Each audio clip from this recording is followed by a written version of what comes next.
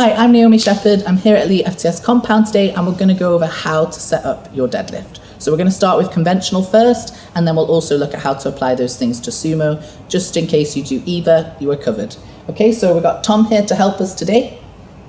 So we're going to start with where to put your feet. So for starting purposes, we're going to get Tom to put his feet directly below his hips. Now with time, depending on where your hips sit, you might feel more comfortable going slightly wider or slightly narrower, but to start with, we want to be in this position.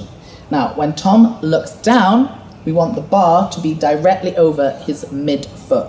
Now, if you've got a pair of shoes on, that is going to be where the bow of your shoelace ties. So you want to look down and see that directly over the shoelace bow.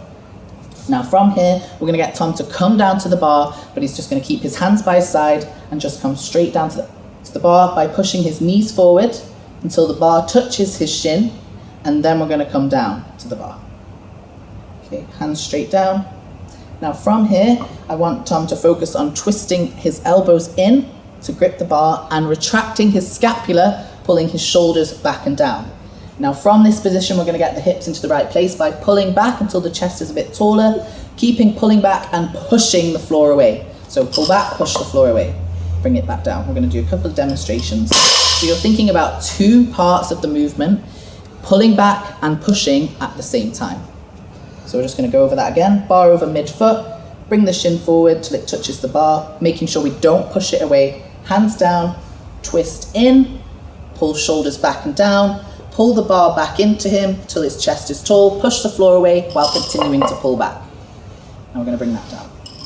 So we're going to go over a couple of things that people can tend to do wrong when setting that up. Now the first is going to be allowing the hips to come too low. So Tom is going to set up, feet first, shins forward, and then instead of bringing his hands down and pulling back, he's going to be squatting down. Now this is quite a common mistake we see, and what happens is, and this is the telltale sign, is that the bar moves forward. The shin is pushing that bar away. Okay, so from there the hips would be set too low, so if Tom goes, his hips have got to move quite a bit more, and that is not a very efficient way of doing the deadlift. Okay, so it's more movement than necessary. So we just want to avoid that by making sure that you set the shin and we don't push it away by allowing the hips to squat down. Okay.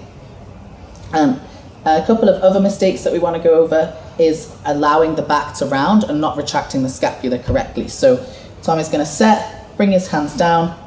Now if he doesn't retract properly and pull back, from there he's going to end up with a rounded back. So he's going to almost think like pull as you push, but he's not pulling back enough. So you see that the back is more rounded, okay? It's not getting that straight back. Cool. Okay, so now we're going to apply those things to the sumo deadlift. So Tom hates doing sumo, but I'm going to get him to do it anyway. So we're going to go, in terms of like where you set your feet is going to be really based on how comfortable it is. I would usually get people to start with the ring and then they can bring it slightly wider with time. What we don't want to do is go really wide to start with. So the same things apply. Tom is going to get the bar set over his midfoot. He's going to bring his shins out to the bar until it touches. Now what he wants to focus on here is keeping the knees pushed out, getting his hips as close to the bar as possible. Now from there, he's going to bring his hands straight down, allowing the hips to come to the right position until he touches the bar. Again, he's going to think about twisting in, retracting the scapula, pulling back, keeping those knees pushed out, push the floor away as he pulls the bar back in towards him. So you can see there's a lot of similarities between the way you do those deadlifts, except with the sumo deadlift, we're going to focus on pushing the knees out a little bit more. So we're just going to do that one more time just to demonstrate. So shins to the bar, hands straight down, keep your knees pushed out, rotate in, retract the scapula, pull back, chest tall, push the floor away, hips to the bar.